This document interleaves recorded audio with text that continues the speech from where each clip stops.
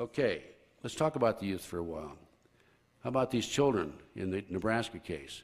Paul Benassi, one of 4 children who refused to recant his signed statement, there were 80 children came forward in that case, said that he was part of an organized child kidnapping ring when he was 10, 11, 12 years old. He was used as a decoy to attract other children in public locations, parks, malls and so forth, over to the car, and the adults would grab them and throw them in the car. Reader's Digest, July 1982, more than 100,000 children disappear every year and are never heard from again. I'm not talking about runaway teenagers. I'm talking about 2, 3, 4, 5, 6-year-old kids. In the Nebraska case, Paul said that these kids are kept in safe houses across the country and ultimately auctioned off in Las Vegas, Nevada, an airstrip there, and also Toronto, Canada. And in this particular case, he said he's attended 6 such auctions in Las Vegas. The least number of children were 6, the most were 36. The average kid, 10, 11, 12 years old, blue-eyed, blonde hair, sells for about $50,000.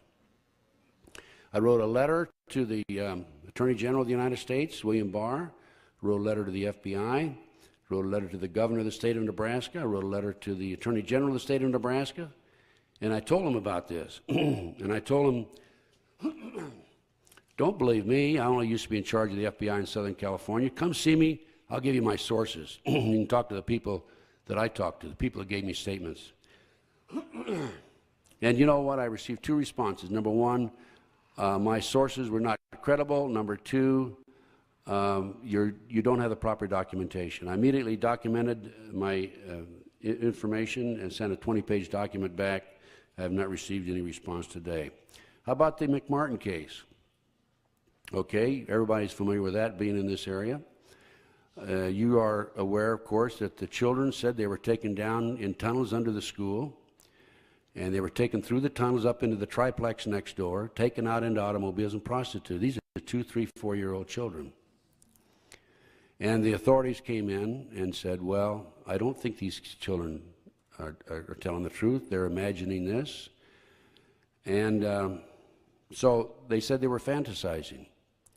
And of course, we know what happened. Ray Buckey was hung jury twice, out. Virginia, or the old lady, Miss McMartin, acquitted. Well, in the spring of 1990, I had an opportunity to gain control of the McMartin property. It had been sold from the McMartin family, the defense attorney, to a private contractor who was going to build an office on there. Thank you. Thanks a lot. See some water back here.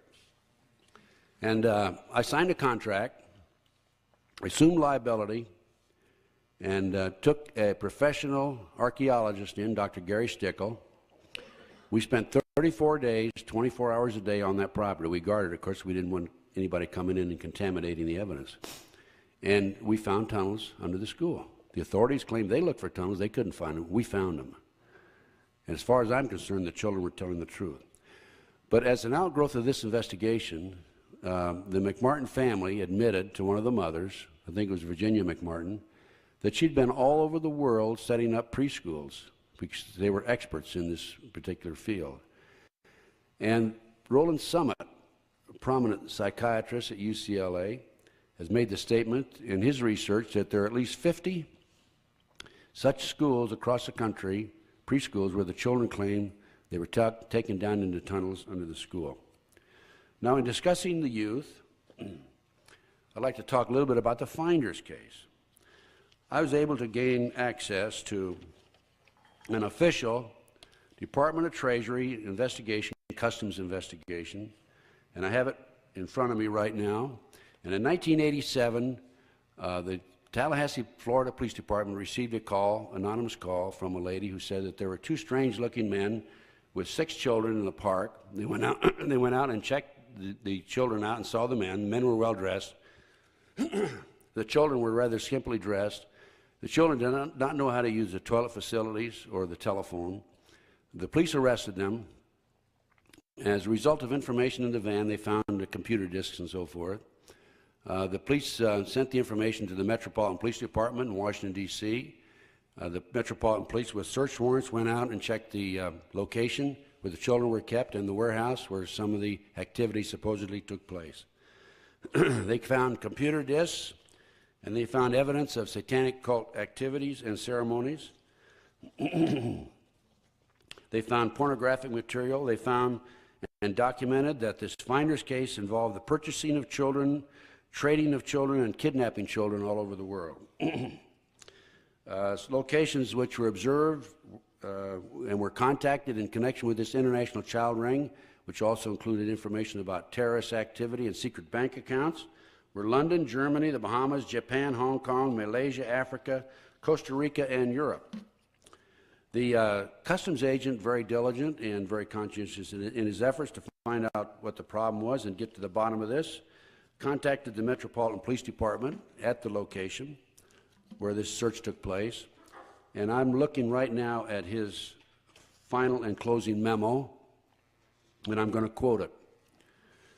He went there to talk to them, the Metropolitan Police. I was advised that all the passport data had been turned over to the State Department for their investigation. There were some passports that were found not only in the warehouse but also in the van. The State Department in turn advised the Metropolitan Police that all travel and use of the passports by the holders of the passports was within the law and no action would be taken. This included travel to Moscow, North Korea, and North Vietnam from the late 1950s to the mid-1970s. Well, weren't we at war with those people in that period of time? Yes, we were. The individual further advised me of circumstances which indicated that the investigation into the activity of the finders had become a, quote, CIA internal matter, end quote. The Metropolitan Police Department report has been classified secret and was not available for review.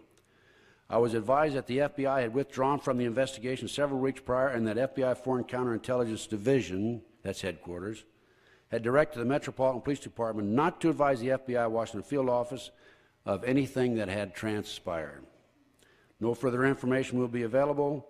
No further action will be taken. By the way, the founder of the finders in my research, aside from this memo, is a CIA agent.